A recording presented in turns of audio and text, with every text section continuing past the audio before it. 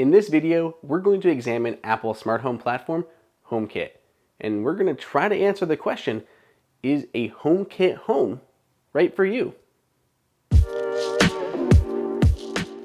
Hey everyone, it is Andrew here from AppleInsider. And to be honest, I am a HomeKit aficionado. I absolutely love the platform, and you can do a lot of really cool things with it. But what is HomeKit, and why should you consider it versus all the other smart home platforms out there? That's what we're going to try to answer today. So what is HomeKit? Basically, HomeKit is Apple's framework for a smart home. It's a series of interconnected devices that connect to your devices using either Wi-Fi or Bluetooth, can be controlled from home or remotely. You can control things like the lights, the blinds, the garage door. You can check the temperatures, you can adjust the thermostat. There is a whole mess of things you can do, all through the Home app. The Home app comes pre-installed on every iPhone and iPad that ships, and is included as part of macOS Mojave over on the computer side.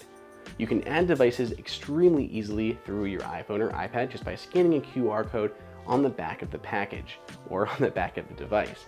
Once it's added, you assign it to a room and you're good to go. You can simply toggle your lights or whatever it may be. Going further down the line, you can get into automations and triggers and all this fun automation stuff to make your home work for you and truly emulate a smart home and not just a connected home. So what kind of devices can you use with HomeKit? Well, it's a pretty big list of devices. What's nice about HomeKit is it's very secure and very private. Every device that works with HomeKit is actually authenticated and certified through Apple. They have a unique pairing code on the products themselves, which makes it that much harder for someone to get into your smart home and control it. Apple maintains a running list of devices and categories that work with HomeKit right on its website. Devices that work with HomeKit are very encompassing. They include a lot of the ones you'd expect. Outlets, like this one here from iDevice. Could be light bulbs, like this one here from Sylvania. Could be wall switches, like this in-wall dimmer switch from KooGeek. Or lights themselves, including those from Philips Hue, light strips, like this one from LifeX. Could be speakers, such as this Libertone Zip 2, or even TVs. All of this you can control right from the Home app or using your voice with Siri. Control from your Apple Watch, your phone, or your Mac. All of your HomeKit devices are going to work through the Home app. The Home app is available on iOS as well as on macOS. You can add accessories through your iPhone, you can assign them to different rooms, different zones, group them together, all within this one app.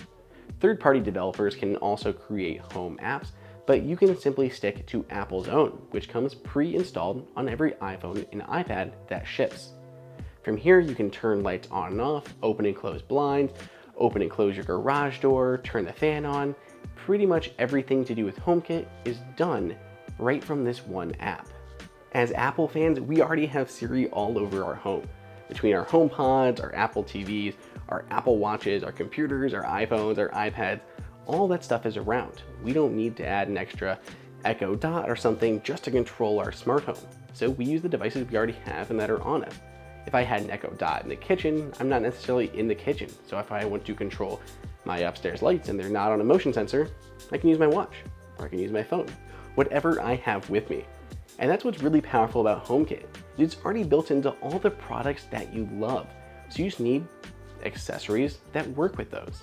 Before we keep going, let's talk about our sponsor, Malwarebytes.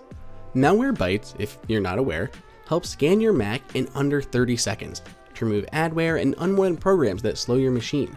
Plus, it also detects and removes viruses, ransomware, and other malware in real time using their advanced anti-malware technology.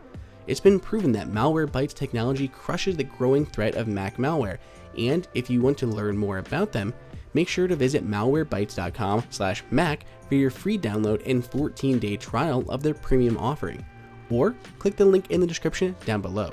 Again, thanks to Malwarebytes for sponsoring this video. As you start shopping for HomeKit accessories, you may notice that they tend to carry a slightly higher price tag than the Alexa, SmartThings, or other home automation platform counterparts. And there's a couple different reasons for that. One, the quality tends to be a little bit better. These are big name brands, Belkin, Eve Systems, iDevices. Like, these are bigger names and they create these products, so they tend to carry that slightly higher, more premium price tag. Additionally, they get certified through Apple. They have to pay to go through that certification process, pay to license that made or that works with HomeKit logo that gets displayed on the box. And those can add a little bit more to the process and actually making sure these devices are right and work, and you're not gonna get a dud that is just cheap and hackable like you find with some of these really no-name brands from Amazon. In our experience, going with HomeKit products is so much more reliable than some of these smaller ones that we've tried. There are still a few hiccups with HomeKit though. It can still be a little bit wonky when you're trying to program things to work together. Sometimes certain things that are running over Bluetooth don't exactly respond as quickly as we'd like them to, and there are a few other meddling things along the way. But overall, Apple has created a reliable and robust home automation platform that we've grown to really love.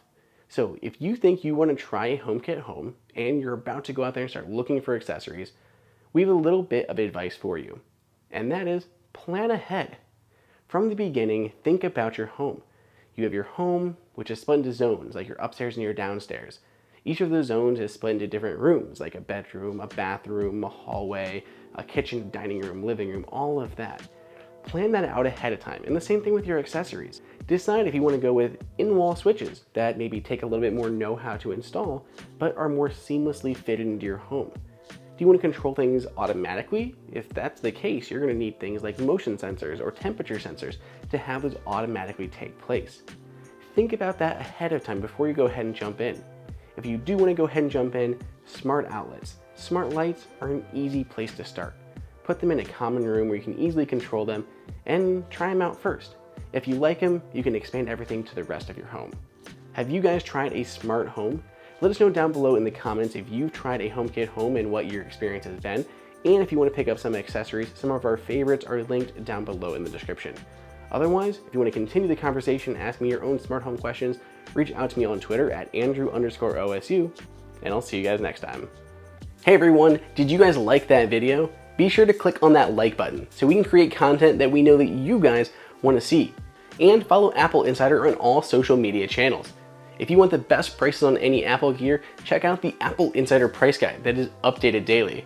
And until next time, we'll see you later.